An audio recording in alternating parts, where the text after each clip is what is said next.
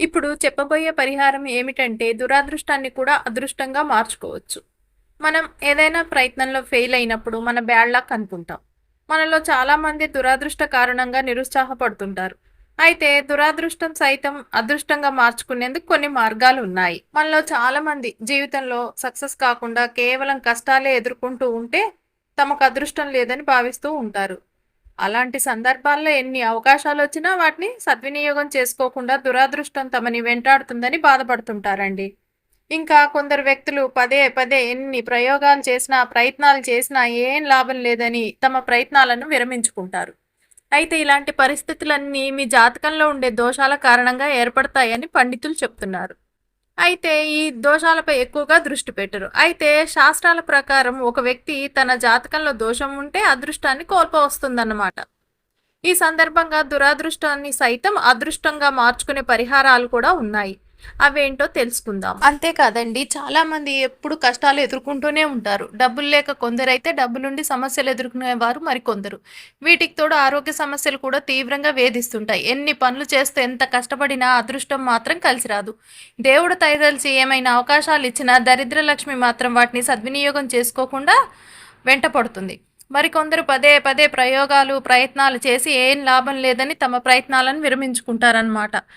అలాంటి వారు ఈ పరిహారం చేస్తే మీకున్న దరిద్రాన్ని కూడా, దురదృష్టాన్ని కూడా అదృష్టంగా మార్చుకోవచ్చండి. ఆ పరిహారం దేంతో చేయాలంటే ఉప్పుతోనండి. ఉప్పుతోనే ఎందుకు చేయాలంటే, ఉప్పు లేనిదే ఏ ఆహారం రుచిగా ఉండదు.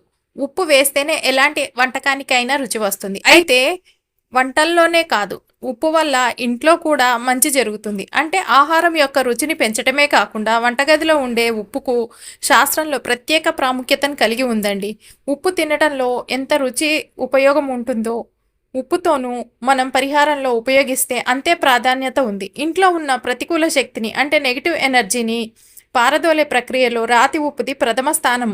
అంతేకాదండి, ఉప్పుకు అద్భుతమైన శక్తి ఉంది. ఇది ఇంటికి అదృష్టాన్ని తెచ్చిపెడుతుందని శాస్త్రాలు ఇంట్లో డబ్బు పెరగటానికి, సకల సౌభాగ్యాలు కలగటానికి రాతి ఉప్పుతో కొన్ని రకాల పరిహారాలు చేయాలి. ఈ పరిహారాల ద్వారా ఇల్లు సంపన్నమయమైపోతుంది. ఎంతో మంది తమ ఇంట్లోని పాజిటివ్ని పెంచుకోవటం కోసం ఉప్పుతో ఎన్నో రెమెడీస్ చెప్తుంటారు. అది ఇంటికి అదృష్టాన్ని తెచ్చిపెడుతుందని పండితులు కూడా చెప్తున్నారు. ఇంట్లో డబ్బు పెరగటానికి, సకల సౌభాగ్యాలు కలగటానికి రాతి ఉప్పుతో కొన్ని రకాల పరిహారాలు చేయాలన్నమాట. ఈ పరిహారాల ద్వారా ఇల్లు సంపన్నమయం అవుతుంది. ఇంట్లో ఉన్న వారికి కూడా శ్రేయస్సు లభిస్తుంది. రాతి ఉప్పును ఉపయోగించి మీ ఇంటి సౌభాగ్యాన్ని ఎలా పెంచుకోవాలో తెలుసుకోవాలండి. ముందు వినాయకుడు ఈ విగ్రహాన్ని ప్రతిష్ఠించేటప్పుడు కూడా సముద్రపు ఉప్పును వినియోగిస్తారు. సముద్రపు ఉప్పుకు ఎంతో శక్తి ఉందని చెబుతారు పండితులు.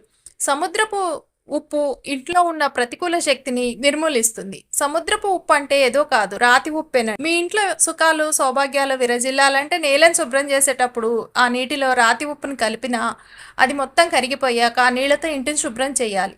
వాస్తు దోషాన్ని తొలగించడానికి ఇంట్లో అక్కడక్కడ ఉప్పును వేయటం కూడా మంచిదేనంటండి. కొంతమంది డిప్రెషను, మానసిక ఆందోళన సమస్యలతో బాధపడుతుంటారు కదా, అలాంటి వారు పిడికిలతో రాతి ఉప్పును తీసుకోనంట దాన్ని చేతితో మూసివేసి పట్టుకోవాలి.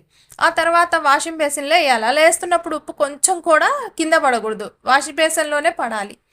అప్పుడు అలా చేయటం వల్ల మీలో నుండి ప్రతికూల శక్తిని ఉప్పు గ్రహించి బయటికి పోయేలా చేస్తుందంట. ఉప్పుతో అట్లే కాదండి, ఇంట్లో కొన్ని వస్తువులను శుభ్రపరచడం ద్వారా కూడా ఇంట్లో సౌభాగ్యం, శ్రేయస్సు విరజిల్లుతుంది. అలాగే దిష్టిపోవటం కోసం కూడా చేతిలో రాతి ఉప్పును తీసుకొని ఒక వ్యక్తి తల చుట్టూ 3 సార్లు తిప్పుకొని దాన్ని బేసన్లో వేసి చేతులు కడుక్కుంటారు. ఇట్లా చేయటం వల్ల కూడా దిష్టిపోతుంది కదండి.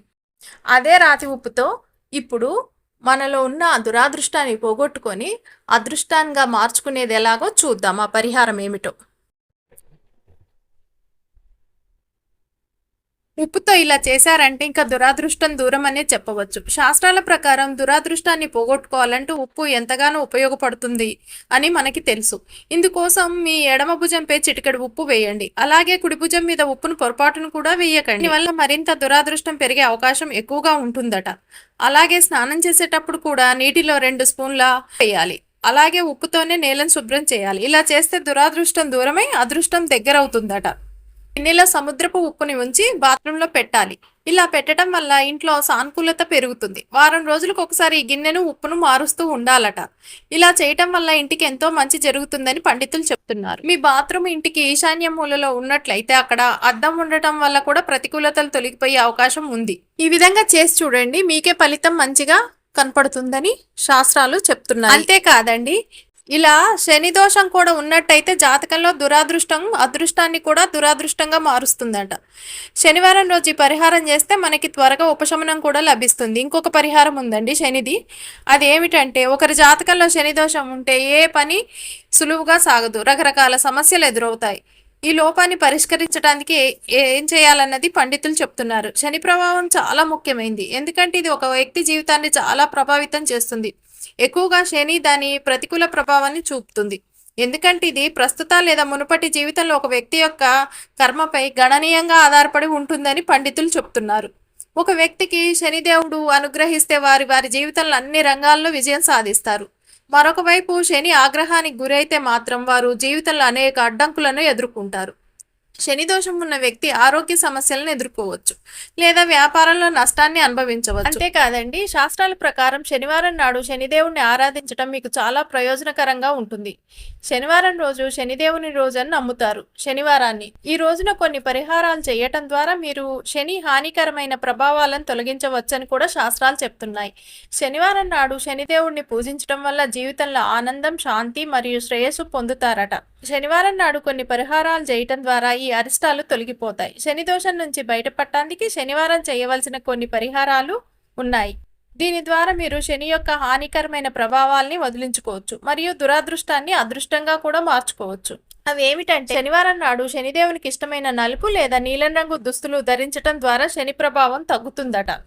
అంతేకాదు, కొన్ని నల్ల నువ్వులను నల్లగుడ్డలో కట్టి నువ్వుల నూనెలో ముంచాలి. తర్వాత మట్టి దీపం మీద పెట్టి వెలిగించాలి.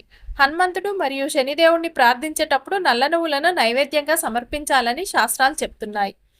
అంతేకాదండి, శని భగవానుడి ఆశీర్వాదం మరియు జీవితంలో మొత్తం విజయం పొందటానికి శనివారం నాడు చీమలకు నల్ల నువ్వులు, బియ్యపిండి మరియు పంచదార సమర్పించడం చాలా మంచిదని కూడా పండితులు చెప్తున్నారు. నల్లజాతి ఆవులు మరియు కుక్కలకు ఆహారం ఇవ్వటం మరియు శనివారాల్లో పక్షులకు ఆహారం ఇవ్వటం శని యొక్క దుష్ప్రభావాలను దూరం చేస్తుందని పండితులు చెప్తున్నారు. శనిదేవుని అనుగ్రహం పొందేందుకు శనివారం నాడు పేదవారికి నూనెతో కూడిన ఆహారాన్ని ఇవ్వాలట. శనిగ్రహం వల్ల జీవితంలో ఏర్పడే ఆటంకాలు తొలగిపోవాలంటే నల్ల గుర్రపు డెక్కతో చేసిన ఉంగరాన్ని శనివారాల్లో ధరించాలట. ఇలా చేయటం ద్వారా శని యొక్క ప్రయోజనకరమైన ప్రభావాలను పొందవచ్చని పండితులు చెప్తున్నారు. ఈ పరిహారాలన్నీ చేయటం ద్వారా దురాదృష్టాన్ని కూడా అదృష్టంగా మార్చుకోవచ్చని పండితులు చెప్తున్నారు.